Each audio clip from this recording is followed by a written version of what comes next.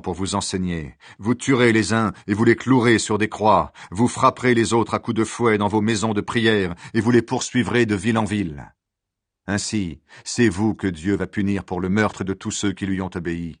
D'abord il y a eu le meurtre d'Abel le juste, et à la fin il y a eu le meurtre de Zacharie, le fils de Baraki.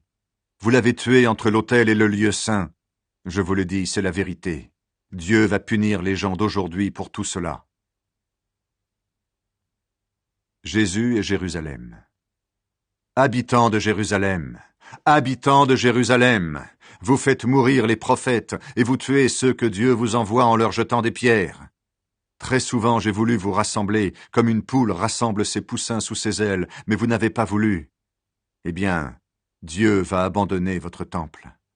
En effet, je vous le dis, bientôt vous ne me verrez plus jusqu'au jour où vous direz « Que Dieu bénisse celui qui vient en son nom ». Jésus annonce que le temple sera détruit. Jésus sort du temple et il s'en va. Alors ses disciples s'approchent de lui pour lui montrer les bâtiments du temple. Jésus leur dit, « Vous voyez tout cela? Je vous le dis, c'est la vérité. Ici, il ne restera pas une seule pierre sur une autre. Tout sera détruit. » Ce qui arrivera avant la fin du monde. Jésus s'assoit sur le mont des Oliviers. Ses disciples s'approchent. Ils sont seuls avec lui et ils lui demandent « Dis-nous, quand est-ce que cela va arriver? Comment allons-nous savoir que c'est le moment de ta venue et de la fin du monde ?» Jésus leur répond « Faites attention, ne vous laissez pas tromper. En effet, beaucoup de gens vont venir en prenant mon nom. Ils diront « C'est moi le Messie » et ils vont tromper beaucoup de monde. Vous allez entendre parler de guerres proches ou lointaines. Attention, n'ayez pas peur. Oui, tout cela doit arriver, et ce ne sera pas encore la fin. Un peuple se battra contre un autre peuple, et un roi se battra contre un autre roi. Dans plusieurs régions, il y aura la famine et la terre tremblera. Tous ces événements seront comme les premières douleurs de l'accouchement. Ce qui arrivera aux disciples de Jésus. Alors on vous livrera pour vous faire souffrir et on vous tuera. Tous ceux qui ne connaissent pas Dieu vous détesteront à cause de moi, et beaucoup de gens abandonneront la foi. Ils se trahiront les uns les autres et ils se détesteront. Beaucoup de faux prophètes viendront et ils tromperont beaucoup de monde. Le mal deviendra de plus en plus fort. À cause de cela, beaucoup de gens auront moins d'amour. Mais celui qui résistera jusqu'à la fin, Dieu le sauvera. On annoncera au monde entier cette bonne nouvelle du royaume pour que tous ceux qui ne connaissent pas Dieu l'entendent. Alors ce sera la fin. Les gens souffriront beaucoup. Vous verrez celui qu'on appelle le destructeur horrible. Il sera placé dans le lieu saint. Le prophète Daniel a parlé de lui. Celui qui lit cela doit bien comprendre. À ce moment-là, ceux qui seront en Judée devront fuir dans les montagnes. Celui qui sera sur la terrasse ne devra pas descendre pour aller chercher des affaires dans sa maison. Celui qui sera dans son champ ne devra pas retourner chez lui pour prendre son vêtement.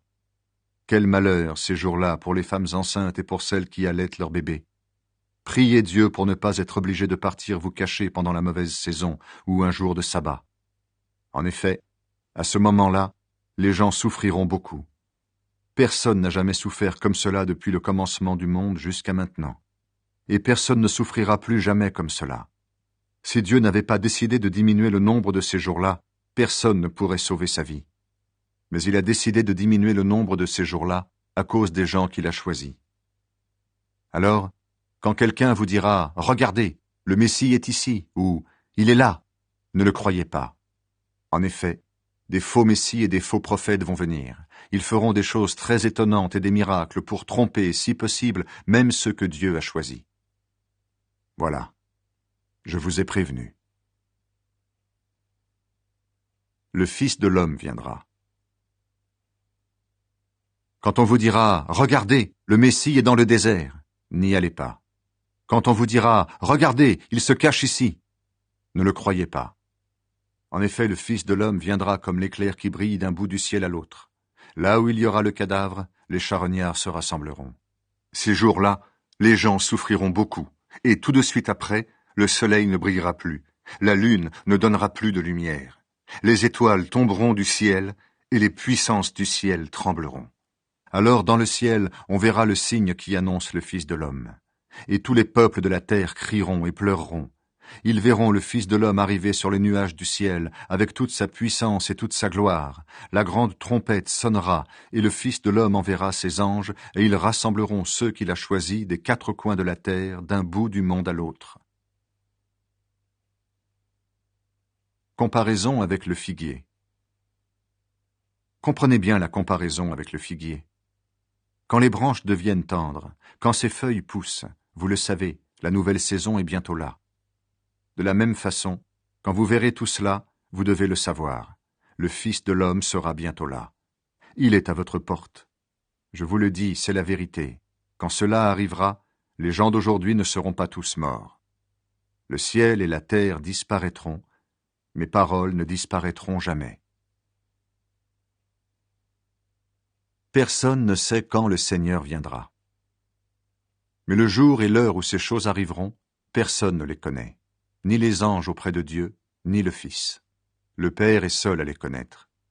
Quand le Fils de l'homme viendra, il se passera la même chose qu'au temps de Noé. À ce moment-là, avant la grande inondation, les gens mangeaient, buvaient. Ils se mariaient ou donnaient leurs filles en mariage.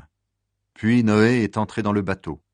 Les gens n'ont rien compris jusqu'au moment où la grande inondation est venue et les a tous emportés. Quand le Fils de l'homme viendra, ce sera la même chose. Alors 2 hommes seront dans leur champ, on prendra l'un et on laissera l'autre. 2 femmes travailleront à écraser du grain, on prendra l'une et on laissera l'autre. Restez donc éveillés. Vous ne savez pas quel jour votre Seigneur viendra. Comprenez ceci. Le maître de maison ne sait pas à quelle heure de la nuit le voleur va venir. Sinon, il resterait éveillé et il ne laisserait pas le voleur entrer chez lui. C'est pourquoi, vous aussi, soyez prêts. En effet, le Fils de l'homme viendra, mais vous ne savez pas à quel moment. Le serviteur fidèle et intelligent. Le serviteur fidèle et intelligent, qui est-ce? C'est celui auquel le maître a dit « Je te confie ce travail, donne à manger aux autres serviteurs quand il le faut ». Il est heureux, ce serviteur, si son maître arrive et le trouve en train de faire ce travail. Je vous le dis, c'est la vérité, le maître lui confiera toutes ses richesses. Mais supposons ceci. Le serviteur est mauvais.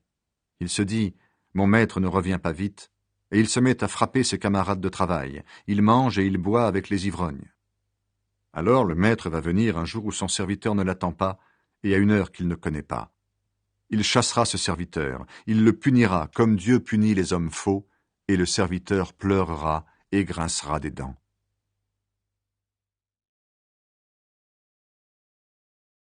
L'histoire des 10 jeunes filles.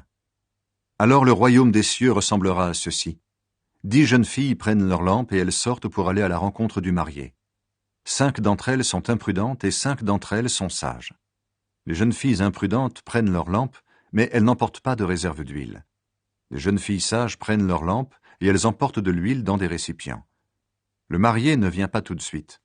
Toutes les jeunes filles ont sommeil et elles s'endorment. Au milieu de la nuit, on entend un cri. « Voici le marié, sortez pour aller à sa rencontre !» Alors toutes les jeunes filles se réveillent et elles préparent leurs lampes. Les imprudentes disent aux sages « Nos lampes s'éteignent, donnez-nous un peu de votre huile. » Mais les sages leur répondent « Non, il n'y en a pas assez pour nous et pour vous. Allez plutôt chez les commerçants et achetez de l'huile pour vous. » Les imprudentes vont donc acheter de l'huile, mais pendant ce temps, le marié arrive. Les jeunes filles qui sont prêtes entrent avec lui dans la salle du mariage et on ferme la porte. Plus tard, les autres jeunes filles arrivent et elles disent « Seigneur, Seigneur, ouvre-nous la porte !» Mais le marié répond « Je vous le dis, c'est la vérité, je ne vous connais pas. » Et Jésus ajoute « Restez donc éveillés, parce que vous ne connaissez ni le jour ni l'heure. » L'histoire des 3 serviteurs. Le royaume des cieux ressemble à ceci. Un homme part en voyage. Il appelle ses serviteurs et leur confie ses richesses. Il donne à chacun selon ce qu'il peut faire. Il donne à l'un 500 pièces d'or, à un autre 200, à un troisième 100, et il part. Le serviteur qui a reçu les 500 pièces d'or s'en va tout de suite faire du commerce avec cet argent, et il gagne encore 500 pièces d'or.